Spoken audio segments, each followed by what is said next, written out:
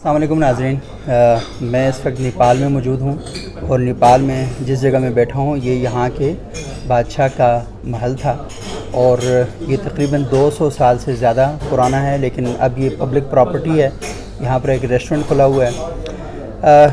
تین بڑی اہم خبریں ہیں جن پر میں آج آپ سے بات کرنا چاہوں گا۔ سب سے پہلے میں آپ کو بتانا چاہتا ہوں کہ جسٹس فائز عیسیٰ نے آج ایک بہت ہی اہم نقطہ بیان کیا ہے، اور یہ عمران خان صاحب نے جو توہین عدالت کی مئی میں جو ان کا لانگ مارچ ہوا تھا اس کے حوالے سے ہے، اور دوسری بڑی اہم خبر ہے اور وہ مری کے حوالے سے ہے۔ اور آپ کو یاد ہے کہ مری میں اس سال کے بالکل شروع میں شدید برف باری کی وجہ سے کئی لوگ ان کی اموات ہو چکی تھی، اس سے متعلق ہے۔ اور تیسری خبر جو ہے وہ مری لاہور میں ایک صحافی ہیں، وہ صحافی بھی ہیں اور بہت سی سیاسی جماعتوں کے ساتھ ان کا تعلق رہا بھی ہے، اور ان کے بڑے اچھے ترجمانی کا رول بھی سر انجام دے رہے ہیں۔ بدقسمتی یہ ہے کہ آج کل ہر صحافی کسی نہ کسی جماعت کا ترجمان بنا ہوا ہے، تو اب پتہ نہیں ایسے لوگوں کو صحافی کہنا چاہیے نہیں کہنا چاہیے، لیکن آج انہوں نے ایک ایسی بات کی ہے کہ پاکستان میں بسنے والے بہت سے لوگوں کو انہوں نے دل دکھائے ہیں، تو اس بارے میں تھوڑی سی بات کریں گے۔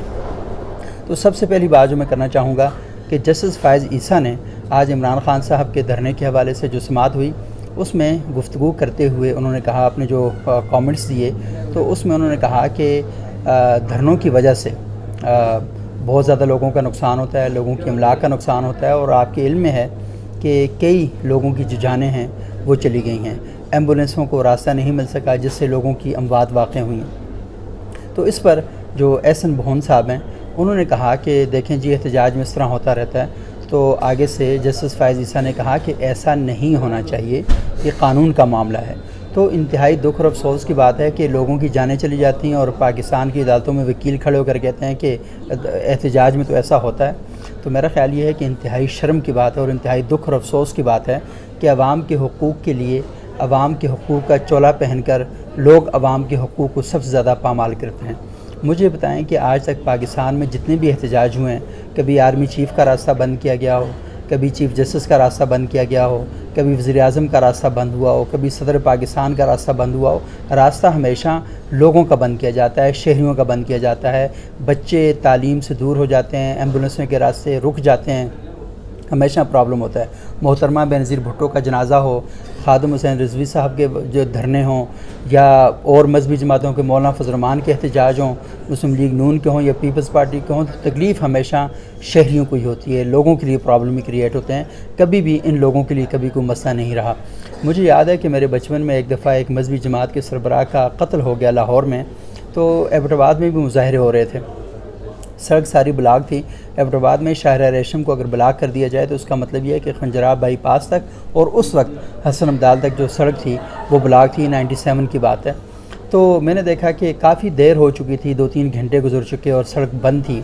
اور سڑک بند ہونے کی وجہ سے میرے والد صاحب ایبٹ آباد کا جو فوارہ چوک ہے وہاں کھڑے ہوئے تھے، تو میں نے دیکھا ویسپا پر ایک شخص آیا، اس کی تھوڑی داڑھی رکھی ہوئی تھی اس نے، اور وہ سیدھا ویسپا لے کر میرے والد صاحب کے پاس آیا، اور اس نے آ کر میرے والد صاحب سے کہا کہ شاہ صاحب آپ کو پتہ ہے یا آپ کو شاید یاد نہیں ہوگا لیکن آپ میرے استاد ہیں، میری معذرت قبول فرمائیں، لیکن مجھے دکھ اور افسوس سے کہنا پڑتا ہے کہ آپ لوگوں کی وجہ سے مانسہرہ سے آگے تک سڑک بلاک ہو چکی ہے، ایمبولینسوں میں لوگ پھنسے ہوئے ہیں، لوگوں کی زندگیاں تباہ ہو چکی ہیں، اور آپ لوگ مذہب کے نام پر یہ سارا کچھ کر کے بیٹھتے ہیں۔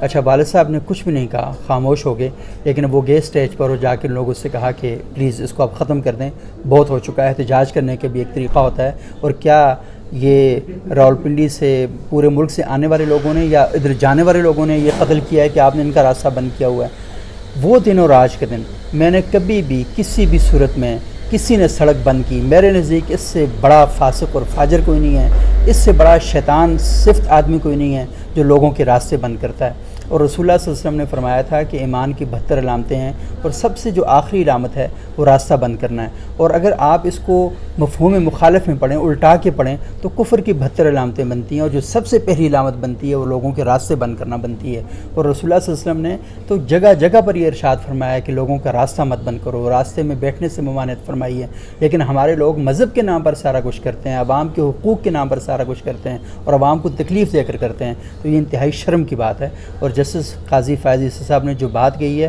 وہ انتہائی درست بات کہی ہے. کاش وہ کوئی ایسا بیان بھی جاری کریں کہ آئندہ کے بعد لوگوں کے راستے بند نہیں کیے جائیں گے. کسی بھی قسم کا احتجاج ہو، مذہبی احتجاج ہو، سیاسی احتجاج ہو، مذہبی جلوس ہوں، ان سب کو چادر اور چاردیواری کے اندر ان کو قید کیا جائے اور وہاں پر جا کر وہ جو کچھ کرنا چاہتے ہیں وہ کریں، اور میڈیا کو پابند بنایا جائے کہ ان کی جا کے کوریج کرے.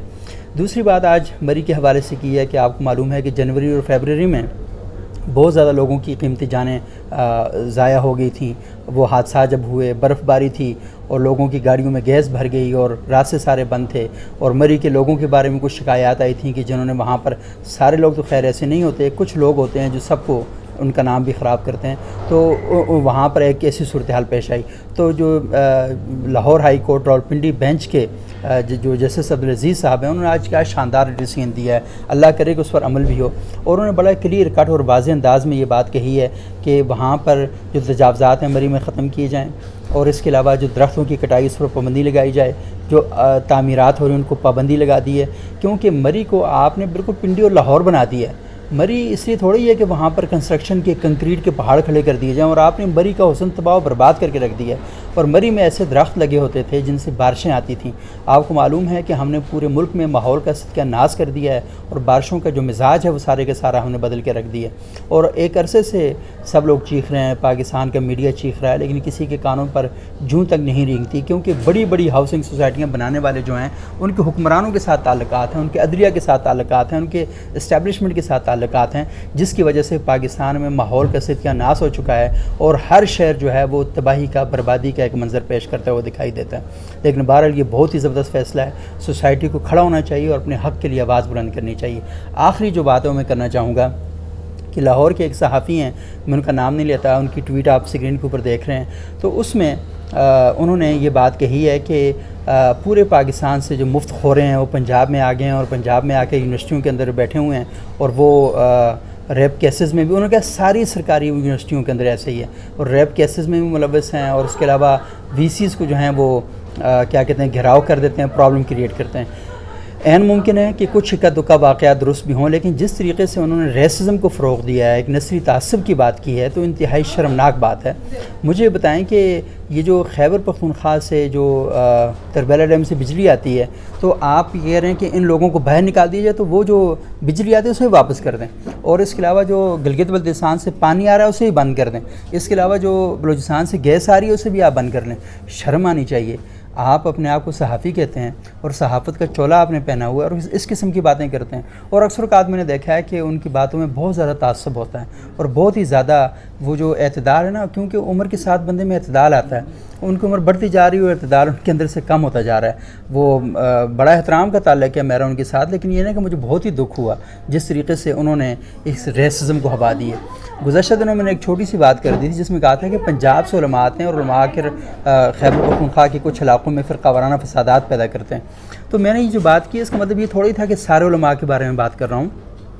میرا مقصد یہ تھا کہ پاکستان میں جتنی بھی بڑی جماعتیں ہیں وہ ساری کی ساری پنجاب کے اندر ہی بنی ہوئی ہیں. اور آپ دیکھ لیں کہ جب بھی مہینہ آتا ہے محرم کا یا کوئی بھی مقدس ایام آتے ہیں تو ہم دیکھتے ہیں کہ گورنمنٹ آف پاکستان کی جانب سے ہر ڈپٹی کمشنر کو جو خط جاتا ہے اور ڈپٹی کمشنر جو جاری کرتا ہے ایک لسٹ، اس کے اندر ہم دیکھتے ہیں کہ 90% جو علماء ہوتے ہیں ان کا تعلق پنجاب سے ہوتا ہے. تو اس کو لوگوں نے ایک صوبائی تعصب پر مبنی بات کی. خدا کی لعنت ہو اس شخص کے اوپر جو کبھی بھی کسی بھی قسم کی تعصب کی بات کرے. صوبائی تعصب تو دور کی بات ہے، مذہب کی تعصب، زبان کا تعصب، رنگ کا تعصب، نسل کا تعصب، کسی بھی قسم کی تعصب کی بات کرے، اس سے بڑا لعنتی وجود اس کرۂ ارض پر کوئی ماں جن نہیں سکتی. تو میں تو کبھی بھی اس تعصب کی بات نہیں کروں گا، لیکن یہ واضح صراحتاً ایک تعصب کا مظاہرہ کیا گیا ہے، اور اس کے اندر پاکستان کے ان دور اور پسماندہ علاقوں میں بسنے والے لوگوں پر اٹیک کیا گیا ہے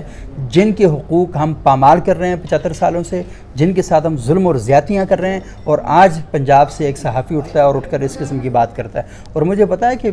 پنجاب کے اندر بسنے والے صحافی سارے ایسے نہیں ہیں، بلکہ میں اگر کہوں کہ 90% سے زیادہ ایسے نہیں ہیں تو یہ بالکل درست بات ہوگی، کیونکہ انہوں نے تاریخ سے سبق سیکھا ہے اور وہ یہ سمجھ چکے ہیں کہ اس ملک کو اگر ہم اکٹھا کر کے رکھ سکتے ہیں تو ہمیں اس ملک کے اندر جو ڈائیورسٹی ہے اس کو سیلیبریٹ کرنا چاہیے، اور جو تنوع ہے اس کو اپریشیٹ کرنا چاہیے.